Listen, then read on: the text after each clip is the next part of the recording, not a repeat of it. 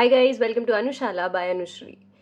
So we are continuing with the class 9 Geography Chapter 2 Physical Features of India. पिछले दो classes में हमने Himalayas के बारे में पढ़ा और नॉर्दर्न प्लेन्स के बारे में पढ़ा काफ़ी ज़्यादा डिटेल में। अब हम शुरू करने वाले हैं पेनिनसुलर प्लेट्यू। पेनिनसुलर प्लेट्यू क्या है? पेनिनसुला का मतलब मैंने आपको बताया था कि ऐसा लैंड मास जो तीन तरफ से पानी से घिरा हुआ है, और प्लेट्यू का मतलब a structure like this which is upraised from the earth from the plain area but it is not having a conical top. Mountain या हिल के जैसे इनका जो टॉप है, जो पीक है, वो कोनिकल नहीं है, वो फ्लैट होता है। ये बिल्कुल एक टेबल की तरह स्ट्रक्चर होता है जिसको हम प्लेट्यू बोलते हैं। ऑब्वियस सी बात है कि प्लेट्यू और माउंटेन्स दोनों फिजिकल फीचर्स हैं, दोनों अप्रेज्ड पार्ट है, लेकिन इनका जो टॉप स्ट्रक्चर है, एक के पास फ्लैट टॉप है, दूसरे के पास कोनिकल टॉप है, इनके कारण बहुत ज़्यादा डिफरेंस होता है। कोनिकल टॉप होने के कारण माउंटेन्स की हाइट बहुत ज़्यादा होती है और ज़्यादा हाइट पर टेम्परेचर कम, और कम टेम्परेचर के कारण वहाँ पे चेंज आता है क्लाइमेट में।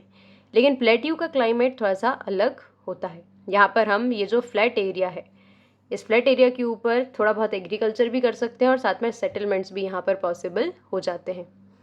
अब मैप में अगर हम देखें,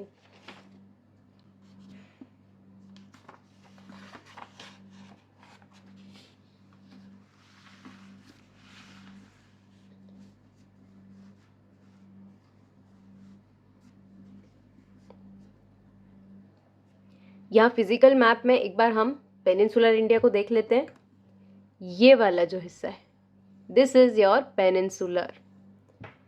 क्यों? क्योंकि it is surrounded by water from three sides. West side में अरेबियन सी, ईस्ट साइड में बे ऑफ बंगाल, और नीचे है आपका इंडियन ओशन। अब ये पूरा जो हिस्सा है, अब थोड़ा सा मैप अगर ध्यान से देख पा रहे हैं तो बाकी हिस्सा थोड़ा सा लाइट शेड में, लेकिन ये वाला जो हिस्सा है इसका शेड थोड़ा सा डार्क है। क्यों डार्क है? क्योंकि ये हाइट, इंक्रीज्ड हाइट को यहाँ पर बता रहा है, और इंक्रीज्ड हाइट यहाँ पर क्या बता रही है कि these are not mountains but these are neither the plains. तो ये क्या रीजन है? ये आपके प्लेट्यू रीजन है। देखो, अब यहाँ पर आपको दो तीन प्लेट्यू के नाम दिख जाएंगे। ये सबसे पहले लिखा है डेक्कन प्लेट्यू। डेक्कन क्यों? क्योंकि ये जो साउथ इंडिया वाला हिस्सा है ना, ये पेनिनसुलर वाला इंडिया, इसको हम बोलते हैं डेक्कन। और यहाँ पर आप देख सकते हैं विंध्यास रेंज के ऊपर आपको दिख रहा है मालवा प्लेट्यू, है ना, ये एमपी वाला रीजन है। और फिर यहाँ पर आपको झारखंड वाले रीजन में दिख रहा है छोटा नागपुर प्लेट्यू। इसके अलावा भी हमारे पास कुछ प्लेट्यूज अवेलेबल यहाँ पर हैं जो कि मैप में शो नहीं किए गए, लेकिन हम इनके बारे में पढ़ाई करेंगे। तो ये है आपका map. The peninsular plateau is a tableland composed of old crystalline, igneous and metamorphic rocks. Plateau कैसे रॉक से बने? Igneous and metamorphic. देखो, rocks are of three types: igneous, metamorphic and sedimentary. Igneous rocks कौन से हैं? जो कि लावा या मैग्मा से बने। अब लावा या मैग्मा क्या होता है? लावा या मैग्मा देखने के लिए छोटा सा मैप देख लेते हैं। यहाँ पर सी, ओह ये भर चुका है काफ़ी। यहाँ देखो, suppose this is a volcano, right. अब वॉल्केनो के अंदर क्या होता है? लावा, है ना, पता है हमें। लेकिन आपने दो वर्ड सुने होंगे, लावा एंड मैग्मा। इन दोनों में डिफरेंस क्या है? दोनों एक्चुअली सेम सब्सटेंस है, लेकिन जब तक ये वॉल्केनो के अंदर सब्सटेंस है, जब तक ये वॉल्केनो के अंदर है, तब हम इसको बोलेंगे मैग्मा। लेकिन जैसे ही यहाँ पर वॉल्केनिक इरप्शन होता है और ये बाहर आता है, तब हम इसको नाम दे देते हैं लावा। तो magma and lava are the same thing actually. जब क्या होता है कि वॉल्केनिक इरप्शन होगा तो लावा बाहर आ जाएगा। लावा बाहर आएगा तो गर्म है, टेम्परेचर इसका काफ़ी ज़्यादा है, लेकिन over the period of time temperature कम होगा, लावा ठंडा होगा और सॉलिडिफाई होगा। लिक्विड, सेमी लिक्विड सब्सटेंस है, ये सॉलिड सब्सटेंस बनेगा। और जब ये सॉलिड बनेगा तो ये बनाएगा इग्नियस रॉक। मतलब कि लावा या मैग्मा के ठंडा होने से जो रॉक बन रहे हैं उनको बोलते हैं इग्नियस रॉक्स। यहाँ पर आप देखेंगे ज़रूरी नहीं है कि ये जो मैग्मा है ये पूरा बाहर आ जाए। थोड़ा बहुत जब वॉल्केनो के अंदर प्रेशर कम बचता है तो मैग्मा कुछ अंदर ही बच जाता है। जब ये मैग्मा अंदर रहेगा और प्रेशर नहीं है, टेम्परेचर भी इसका थोड़ा सा कम होगा, तो ये अंदर ही सॉलिडिफाई हो जाएगा। जब ये अंदर सॉलिडिफाई होगा तब बनेंगे आपके इंट्रूसिव इग्नियस रॉक्स। लेकिन जब ये लावा बाहर आके जमेगा तो वो होंगे आपके एक्सट्रूसिव इग्नियस रॉक्स। ये वाला कंसेप्ट आपके 7th स्टैंडर्ड ज्योग्राफी का पार्ट है। ठीक है, तो हमने देखा इग्नियस रॉक्स कैसे बने, लावा या मैग्मा के ठंडा होने से। सेडिमेंट्री रॉक्स कैसे बनेंगे, जब भी अलग अलग सरफेसेस से सेडिमेंट्स एरोड होकर आएंगे, छोटे छोटे पार्टिकल्स जब किसी भी हिस्से से एरोड होकर आगे आएंगे और एक जगह पर over the period of time जम जाएंगे, सॉलिडिफाई हो जाएंगे, तो उनसे बनेगा आपका सेडिमेंट्री रॉक्स। सेडिमेंट से जो बन रहा है वही है आपका सेडिमेंट्री रॉक। सेडिमेंट्री रॉक्स कैसे बनते हैं, जैसे पहले एक लेयर चढ़ेगी आपके सेडिमेंट्स की, फिर उसके बाद दूसरी लेयर चढ़ेगी, फिर तीसरी लेयर चढ़ेगी। तो जब आप सेडिमेंट्री रॉक्स को देखोगे तो आइडेंटिफिकेशन कैसे होगा, क्योंकि उसमें ऐसे एक एक लेयर वहाँ पर आपको दिखेगी। देन जब ये सेडिमेंट्री रॉक्स और इग्नियस रॉक्स किसी वजह से अर्थ सरफेस के अंदर जाते हैं, है ना, जब ये अर्थ सरफेस के अंदर पहुंचते हैं अर्थक्वेक आने के कारण या कोई नेचुरल डिजास्टर के कारण, तब यहाँ पर क्या होगा, अर्थ के अंदर बहुत ज़्यादा हीट और बहुत ज़्यादा प्रेशर मिलने के कारण ये दोनों अपना फॉर्म चेंज कर सकते हैं। एक्सेसिव हीट और टेम्परेचर के कारण जब ये अपना फॉर्म चेंज करके कोई दूसरे पत्थरों में कन्वर्ट हो जाएंगे तो उनको बोलेंगे मेटामॉर्फिक रॉक्स। ठीक है, तो हमने 3 तरीके के रॉक्स देख लिए और हमने देखा कि ये जो हमारा डेक्कन प्लेट्यू है, ये जो हमारा पेनिनसुलर प्लेट्यू है, it is made up of igneous and metamorphic rocks due to the breaking and drifting of the Gondwana land and thus making it a part of the oldest landmass। आपने देखा था जब अर्थ का जब continents का formation हम देख रहे थे तो वहाँ मैंने आपको बताया था कि सबसे पहले इनिशियली सिर्फ एक ही कॉन्टिनेंट होता है जिसका नाम होता है पेंजिया, और प्लेट्स के मूवमेंट के कारण वो डिवाइड हो जाता है 2 पार्ट्स में। जो नॉर्थ वाला हिस्सा है उसको बोला है अंगारा लैंड और जो साउथ वाला हिस्सा है उसको बोला है हमने गोंडवाना लैंड। तो ये जो हमारा पेनिनसुलर प्लेट्यू है it is actually the part of Gondwana land. Gondwana land और फर्दर डिवाइड होता है तो क्या बनता है उससे हमारा पेनिनसुलर इंडिया। इसलिए हमने बोला है कि ये one of the oldest landmass है on the surface of the earth. The plateau has broad and shallow valleys and rounded hills। यहाँ पर जो हिल्स हैं उनके कोनिकल टॉप नहीं है, है ना, मतलब प्लेट्यू भी नहीं है लेकिन हिल्स जो हैं उनके एकदम कोनिकल टॉप्स नहीं है। प्लस इनकी जो वैलीज हैं, मतलब प्लेट्यू में जो वैली बनेगी वो बड़ी तो होंगी, चौड़ाई में तो ज़्यादा होंगी, लेकिन उनकी डेप्थ ज़्यादा नहीं होगी, मतलब गहरी नहीं होगी, शैलो होंगी। This plateau consist of 2 broad divisions, namely the Central Highlands and the Deccan Plateau। मतलब यहाँ पर हम ये देखेंगे कि जो डेक्कन प्लेट्यू है, जो पेनिनसुलर प्लेट्यू है, इसके 2 मेजर पार्ट्स हैं। एक को हमने बोला है सेंट्रल हाईलैंड और दूसरे को हमने बोला है डेक्कन प्लेट्यू। अभी मैंने मैप में आपको दिखाया डेक्कन प्लेट्यू साउथ वाला हिस्सा है और नर्मदा रिवर के ऊपर जो हिस्सा है विंध्यास और सतपुड़ा के पास, उस रीजन को हमने बोला है सेंट्रल हाईलैंड। बाय, क्योंकि हम एमपी को बोलते हैं कि वो इंडिया का सेंटर जैसे है। The part of Peninsular Plateau lying north to the Narmada River covering a major area of Malwa Plateau is known as the Central Highland। अभी आपको मालवा प्लेट्यू को भी लोकेट करके दिखाया था, है ना, तो जनरली वो वाला हिस्सा बोलते हैं central highland. The Vindhyan range is bounded by the Satpura on the south and the Aravallis on the northwest। The further westward extension gradually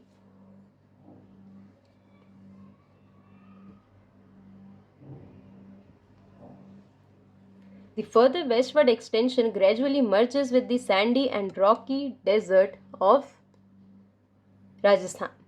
The flow of rivers draining this region, namely Chambal, Sindh, Betwa and the Ken, is from the southwest to the northeast, thus indicating the slope. देखो, अब देखो यहाँ पर एक बार directions और देख लेते हैं ताकि कोई कंफ्यूजन ना रह जाए. This is north, this is south, this is east and this is west, है ना. ये 4 मेन डायरेक्शंस हैं. इसके अलावा 4 डायरेक्शंस हमारे पास और हैं. नॉर्थ और ईस्ट के बीच में नॉर्थ ईस्ट, साउथ और ईस्ट के बीच में साउथ ईस्ट, साउथ और वेस्ट के बीच में साउथ वेस्ट और नॉर्थ और वेस्ट के बीच में नॉर्थ वेस्ट. अब यहाँ पर ये हमको दिखाने की कोशिश की जा रही है कि ये जो आपका प्लेट्यू है ना, यहाँ पर 2 पार्ट्स हमने देखे, सेंट्रल हाईलैंड और डेक्कन प्लेट्यू. ये देखो, रिवर नर्मदा जो है, रिवर नर्मदा जब फ्लो हो रही है यहाँ से एमपी से निकल के, तो ये क्या कर रही है, 2 पार्ट्स में डिवाइड कर दे रही है. ऊपर वाला जो हिस्सा है वो आपका सेंट्रल हाईलैंड है और नीचे वाला जो हिस्सा है वो आपका डेक्कन प्लेट्यू है.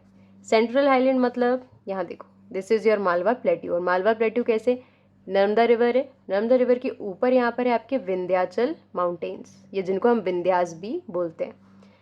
नर्मदा के साउथ में आप देखेंगे these are the Satpura ranges, और दोनों के नॉर्थ वेस्ट में, सी यहाँ पर देखो, देख सकते हैं ना, नॉर्थ वेस्ट, दोनों के नॉर्थ वेस्ट में यहाँ पर आपको क्या दिख रहे हैं, अरावली माउंटेन्स.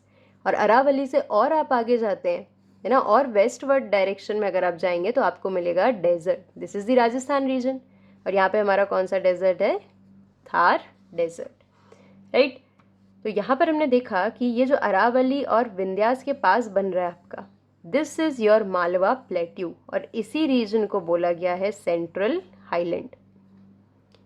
सेंट्रल हाईलैंड से थोड़ा सा आप ईस्ट तरफ जाएंगे, सेंट्रल हाईलैंड का ही ईस्टवर्ड एक्सटेंशन जो है वो क्या कहलाएगा, बुंदेलखंड प्लेट्यू एंड बागेलखंड प्लेट्यू. ठीक है, ये एडजेसेंट है आपके मालवा प्लेट्यू से, but in the east direction. फिर झारखंड में आप देखेंगे छोटा नागपुर प्लेट्यू भी है ना. ये सब आपके नर्मदा रिवर के ऊपर वाले रीजन है. नर्मदा रिवर के नीचे सिर्फ और सिर्फ क्या है, डेक्कन प्लेट्यू. देखो, छोटा नागपुर प्लेट्यू बहुत इंपॉर्टेंट है. क्यों, क्योंकि ये ऐसा एरिया है, ये झारखंड में है, and Jharkhand is known for its natural resources, है ना. मतलब यहाँ पर छोटा नागपुर प्लेट्यू में बहुत सारे मिनरल्स, बहुत सारे मेटल्स अबंडेंट क्वालिटी में मिलते हैं. That is why it is important for the industrial purpose. Then ये हो गया आपका छोटा नागपुर प्लेट्यू, और हमने यहाँ पे पढ़ लिया सेंट्रल हाईलैंड. इसके बाद नर्मदा रिवर के नीचे, मतलब सतपुड़ा के नीचे जो है, यहाँ पर क्या शुरू होगा आपका, डेक्कन प्लेट्यू. और ये कहाँ तक जाएगा, नर्मदा रिवर के नीचे से साउथ तक. Fine. The central highland are wider in west but narrower in the east. Central highland west में यानी कि राजस्थान साइड वाइड होंगे, मतलब इनकी चौड़ाई ज़्यादा होगी, लेकिन ईस्ट तक आते आते इनकी चौड़ाई थोड़ी सी कम हो जाएगी, ये नैरो हो जाएंगे. The east extension of this plateau are locally known as Bundelkhand and Baghelkhand. ये हम देख चुके हैं अभी, है ना. The Chota Nagpur plateau marks the further eastward extension drained by Damodar river. जो भी मैंने आपको छोटा नागपुर प्लेट्यू दिखाया झारखंड में, इस पर कौन सी रिवर ड्रेन कर रही है, Damodar. The Deccan Plateau is a triangular landmass that lies to the south of the river Narmada. The Satpura range flanks its broad base in the north, while the Mahadev, Kaimur and the Maikal range form its eastern extension. यहाँ पर आप देख सकते हैं, यहाँ पर river Narmada है और उसके नीचे सतपुड़ा. तो सतपुड़ा डेक्कन प्लेटू की नॉर्दर्न बॉर्डर बना रहे, और इसके ईस्टवर्ड डायरेक्शन में, ईस्ट ये है ना, तो इस तरफ यहाँ पर आपको कुछ रेंजेस मिलेंगी जो क्या कर रही हैं, डेक्कन प्लेट्यू की ईस्टर्न बाउंड्री को बना रहे हैं. इनका नाम क्या है, Mahadev hills, Kaimur hills and Maikal range. The Deccan plateau is higher in the west and slopes gently eastwards. An extension of the plateau is also visible in the northeast, locally known as Meghalaya, Karbi Anglong Plateau and North Chachar Hills. ये तीनों चीज़ें आपको कहाँ देखने को मिलेगी? Atlas में. It is separated by a fault from the Chota Nagpur Plateau. Three prominent hill ranges from west to east are the Garo, Khasi and Jaintia. देखो, अगर आप सोच रहे हैं कि ये जो आपको एक स्लोप बताने की कोशिश कर रहे हैं डेक्कन प्लेट्यू की, वो क्या है? हमें लगता है कि डेक्कन प्लेट्यू इस तरीके से, मतलब एकदम सीधा है. नहीं, डेक्कन प्लेट्यू इस तरीके से, मतलब इंडिया का जो शेप है या इंडिया जो स्लोप कर रहा है वो किस तरफ कर रहा है? ईस्टवर्ड. मतलब वेस्टर्न एरिया जो है इसकी ऊंचाई ज़्यादा है और ये जो ईस्टर्न हिस्सा है इसकी ऊंचाई कम है. तो डेक्कन प्लेट्यू भी इसी तरीके से है ना. ये वाला हिस्सा ज़्यादा ऊपर रहेगा और ये वाला हिस्सा एक स्लोप पे रहेगा. मतलब डेक्कन प्लेट्यू जो है ये इस तरीके से स्लोप है इसमें ईस्ट की तरफ. फाइन. देन यहाँ पर आपको एक नॉर्थ ईस्ट एक्सटेंशन भी देखने को मिलेगा छोटा नागपुर प्लेट्यू से, डेक्कन प्लेट्यू का, जिसका नाम होगा Karbi Anglong plateau, north Cachar hills. और गारो, खासी, जैंतिया नाम की भी आपको हिल्स कहाँ पर देखने को मिलेगी? नॉर्थ ईस्ट में, यानी जो हमारी 7 सिस्टर्स हैं उसमें. लोकेट कर लेते हैं एक बार.